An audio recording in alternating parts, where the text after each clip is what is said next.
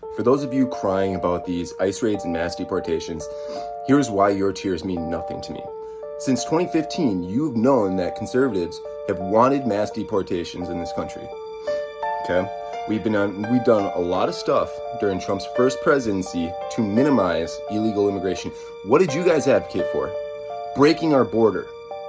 Do you not remember all those people lined up at the border on Joe Biden's first day, saying with signs and shirts saying, "Biden, please let us in"?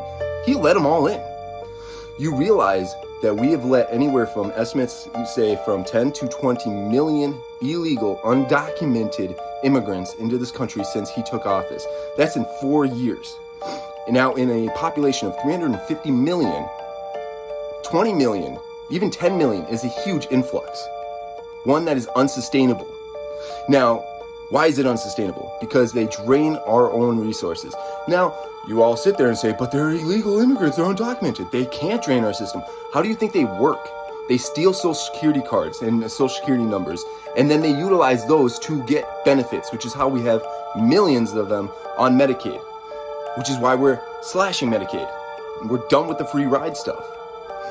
Okay, if you're a working, able-bodied person, you need to get up and go to work.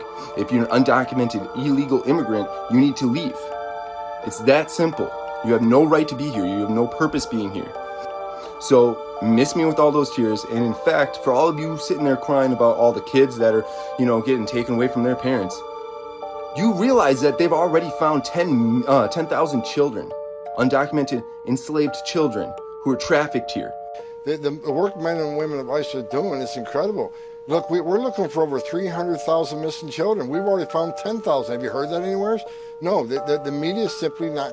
So, if you really cared about the children, you would have said, hey, let's not do this whole mass immigration stuff. Let's not break our border. If you really cared about the migrants that came here illegally, you would have said, hey, let's not break our border. Because guess what? If we hadn't had that many influxing into our country, this wouldn't be as big of an issue as it is now. It would be about 10 years ago where we'd be like, yeah, there's a lot of people who are undocumented here, but it is what it is. But when you release 10 million plus into our country, now we have a problem. Now we're going to have to do something about it, and it's your fault. And for those of you who are saying this is not a Christian stance, just remember, God is going to commit the ultimate mass deportation when the end of days comes.